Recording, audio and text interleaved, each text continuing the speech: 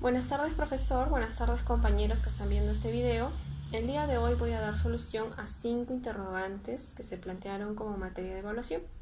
Y voy a comenzar con la pregunta que hace referencia a cuál es la relevancia de la Casación 2-2008, la libertad, dentro del derecho procesal penal. Esta casación es importante debido a que establece que la etapa de diligencias preliminares no es igual a la de investigación preparatoria, como así lo aducía la defensa del investigado en este caso, diciendo que al existir unidad de prueba, unidad de investigación y unidad de investigador, debería considerarse como una sola etapa y por ende acumularse los plazos de ambas para presentar un solo control de plazos.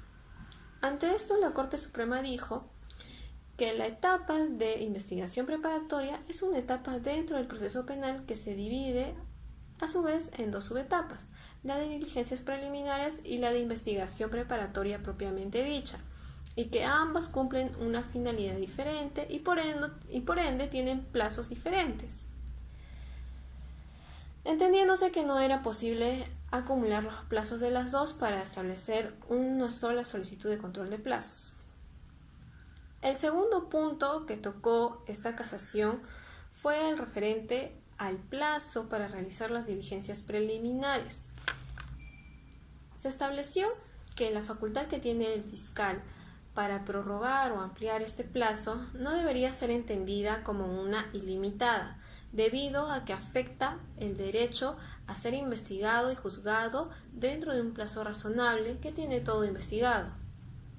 Por ende, se determinó que el plazo para realizar las diligencias preliminares de ninguna forma podía exceder del plazo máximo para realizar la etapa de investigación preparatoria. La segunda pregunta guarda relación con cuál es la relevancia que tiene la Casación 144-2012 ANCASH dentro también del derecho procesal penal. Esta casación es importante debido a que establece cuál es el plazo máximo para llevar a cabo las diligencias preliminares cuando estemos frente a casos de investigaciones complejas. La Corte Suprema dijo en esta casación que para establecer un plazo razonable existían dos criterios, el criterio subjetivo y el criterio objetivo. Basándose más que nada en el criterio objetivo, estableció que el plazo razonable debería establecerse en razón de la naturaleza de los hechos objeto de investigación, lo cual se determina a través de no solo los hechos que van a ser esclarecidos, sino también por el número de investigados o por la complejidad de las actuaciones que se requieran para esclarecer los hechos en materia de investigación. Por lo cual, la Corte Suprema dijo que el plazo razonable no debe ser entendido únicamente a razón de un factor de temporalidad, sino que éste también debe guardar relación con las circunstancias específicas de los hechos en cada caso.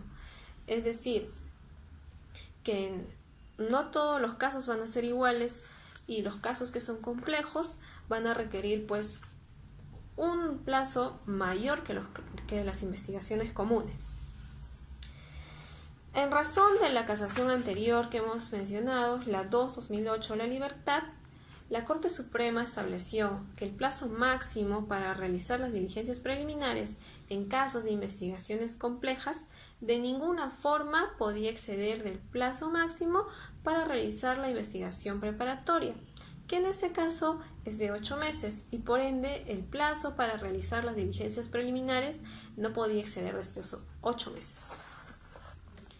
La tercera pregunta fue la siguiente: ¿cuál es el problema del plazo de la etapa de diligencias preliminares en casos de crimen organizado?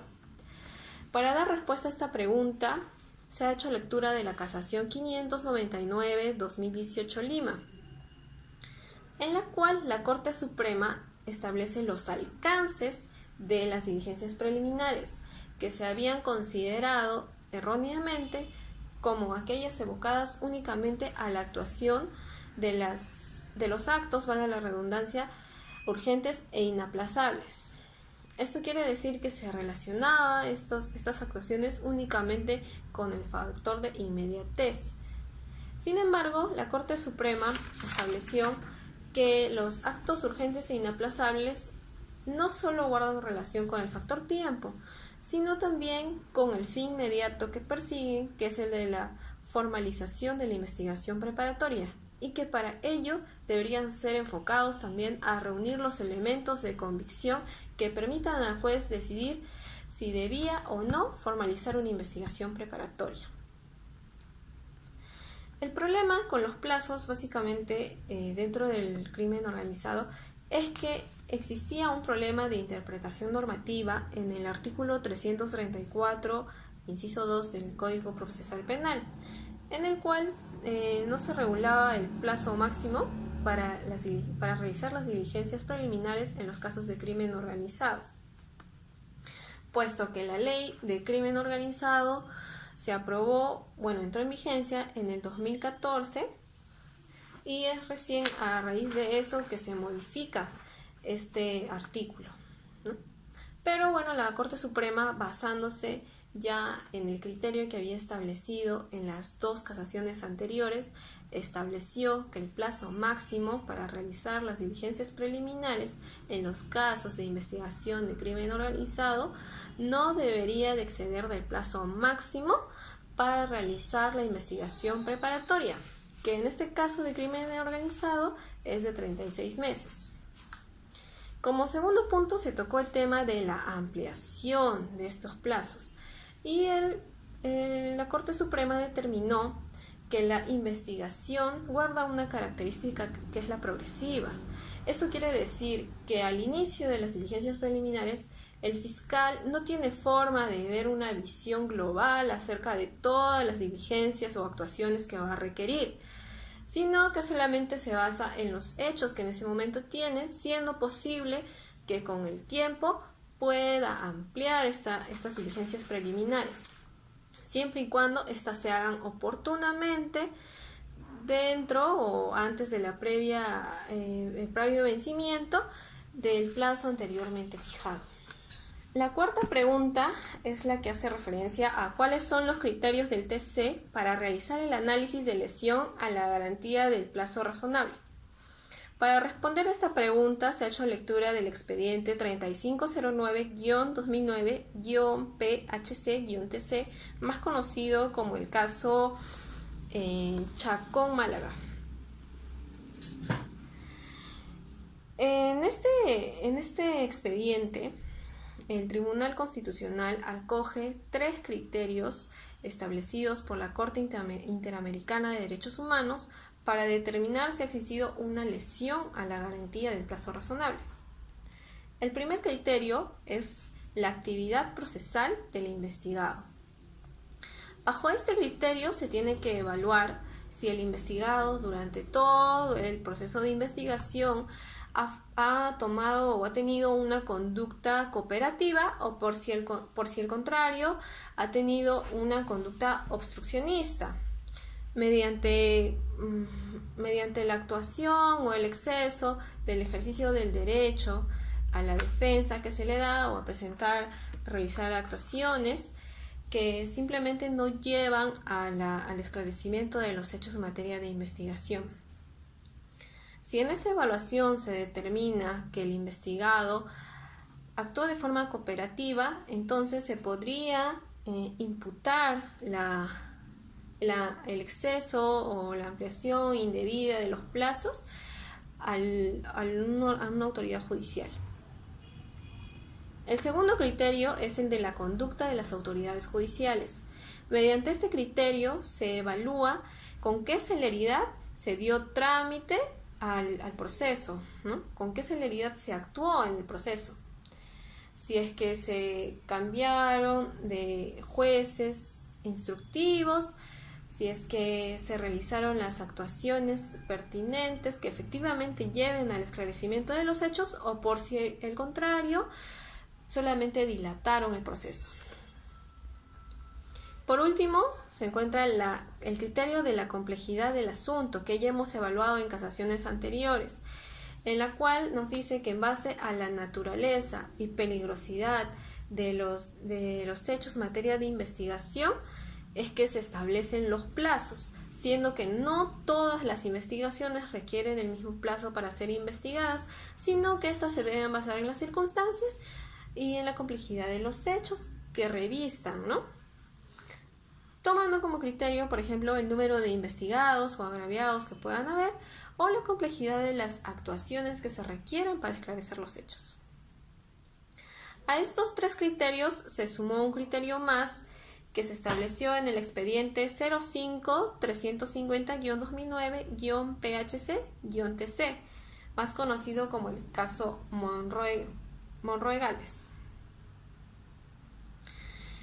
En este expediente, el Tribunal Constitucional incorporó un nuevo criterio de la Corte Interamericana de Derechos Humanos, el cual hace referencia a la afectación que genera la demora en la situación jurídica de la persona involucrada en el proceso.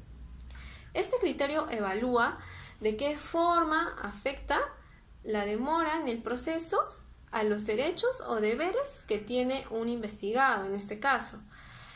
Esta afectación es considerada como una psicológica o económica. Por último, tenemos la pregunta en cuanto a qué comprendí de la clase anterior. La clase inició con una explicación introductoria acerca de lo que viene a ser el proceso penal en el nuevo Código Procesal Penal, en el cual se divide el proceso penal en tres etapas: la etapa de investigación preparatoria, la etapa intermedia y la etapa de juzgamiento. En la etapa de investigación preparatoria es el fiscal quien la dirige y quien determina qué diligencias o qué actuaciones se van a realizar. Sin embargo, existe un juez de investigación preparatoria que hace las veces de supervisor de esta actividad del fiscal y que solamente actúa a solicitud de parte o a solicitud del mismo fiscal. Esta etapa de investigación preparatoria a la vez se subdivide en dos etapas: la etapa de diligencias preliminares y la etapa de la investigación preparatoria propiamente dicha. Para dar inicio a la etapa de diligencias preliminares es necesario que se dé a conocer una denuncia, y esto se hace a través de tres medios. La denuncia, que puede ser interpuesta ante la policía o ante la fiscalía o algún juzgado, siendo preferible que se haga ante la fiscalía, puesto que estas dos van a remitir la denuncia mediante un oficio, o un parte o un atestado a la fiscalía, a fin de que éste, en ejercicio de sus funciones, en atención a sus atribuciones, pueda determinar si existe o no un delito penal. La segunda forma de dar inicio a las diligencias preliminares es la de oficio, la cual surge ante el conocimiento público de algún hecho delictivo que, a pesar de no ser denunciado por ninguna persona, al ser de conocimiento público, la Fiscalía puede tomar la decisión de iniciar las diligencias preliminares. Y por último se encuentra el traslado de información, el cual tiene lugar dentro de un juicio, en el cual el juez toma conocimiento de algún hecho delictivo y lo traslada al fiscal pertinente para que dé inicio a las diligencias preliminares. Dentro de las resoluciones que puede emitir un fiscal se encuentran las disposiciones, se encuentran los requerimientos y también las providencias, siendo las disposiciones las que dan impulso al proceso, como bien señalamos, la disposición de apertura de diligencias preliminares, la cual debe contener 4 elementos. En primer lugar, se deben señalar los hechos materia de investigación. En segundo lugar, se debe calificar jurídicamente los hechos, es decir, que se deben encuadrar estos dentro de un tipo penal. En segundo lugar, se debe establecer las acciones de investigación que se van a realizar, es decir, las diligencias. Y en cuarto lugar, el plazo en que éstas se van a realizar. Eso ha sido todo por este video. Agradezco mucho la atención prestada. Hasta luego.